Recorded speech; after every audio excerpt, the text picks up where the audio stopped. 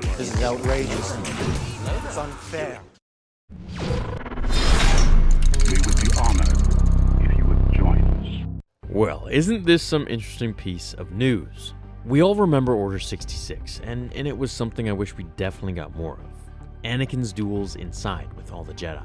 I wanted to see him fight Master Sindralig like we saw in the game. I wanted to see him betray everyone and show more of his powers when compared to all of his Jedi Master peers. This could have been a cool opportunity to show his Force lightning power just like we saw him use in the games as well. That said, what I'm about to reveal to you all is just too much, and it comes from the mouth of Ian Mcdiarmid himself.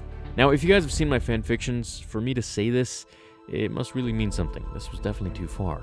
This was one scene that George originally planned, apparently, to put in the film, but then took it out of the script when it came down to the final edit.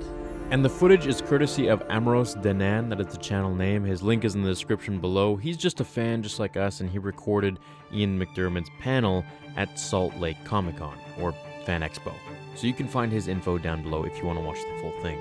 It's a scene that Ian McDiarmid reveals at a Fan Expo convention in Utah when asked if he ever felt guilty for his character of the Emperor for executing Order 66. He went on to talk about it all and how it was a very dramatic and emotional move, how when he executed the Order, we were to go and follow Anakin and all the clones into the Jedi Temple and kill everyone, including the younglings. He says, and you guys can find the video clip in the link down below, Execute Order 66.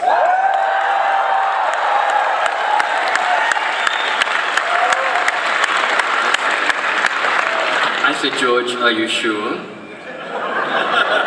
And he said, do it.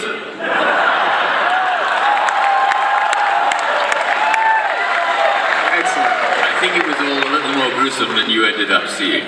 You know, a lot of young potential Jedi ended up on the cutting room floor. It's probably a good idea, you know. Had to get a certificate, you know. On the other hand, George says that's what he's like, this guy. He's uncompromising. People should know it. So, George had to think here, well, okay, I want this film to be PG-13, and if there are a bunch of dead younglings laying around in pieces, mind you, then it's not going to have that PG-13 rating, and it might be a little bit too much. Now, he obviously doesn't say the word younglings, but he says a lot of young potential Jedi. So for me, that's either some of the really young Padawans or some of the younglings, the potential Jedi to be. Either way, it's a pretty ugly scene. I, for one, fully agree with that decision. We saw what Anakin was going to do once he ignited the lightsaber, and showing anything more than that would have really turned off a lot of people to the movie, to Vader in general, and create a massive shift in the news report on George about how he went too far and made a very bold choice to add such a demonic thing in there. And that's exactly what it would do. It would make Anakin look like a total demon. It would completely change his character, which was the point. However, you don't really need to show everything in order to convey a certain message or emotion that a character has gone to the dark side. I can definitely see why he removed it. However, on the other hand, we have to look at both sides here. As evil and too much as it is, it would have really shown just how twisted Anakin had become, how conflicted and desperate he had become to do anything to save Padme. This also shows how much he loved her, going against his morals and everything that he believed in, even up to slicing younglings. I mean, it really doesn't get worse than that. So I definitely agree with this decision. There are some things that we just don't need to show to convey the emotion or message.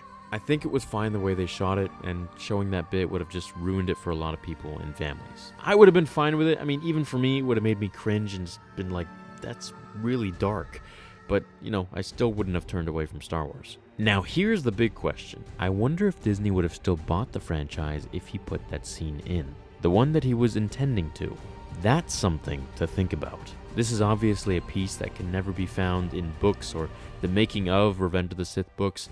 It was clearly something from Ian McDiarmid and a conversation that he had with George during the time. So I think this is a really interesting piece of information, and I hope you guys enjoyed it. If you did, hit like as usual, and I will see you all in the next episode of Star Wars Theory. Until then, my fellow Jedi and Sith friends, remember, The Force will be with you always.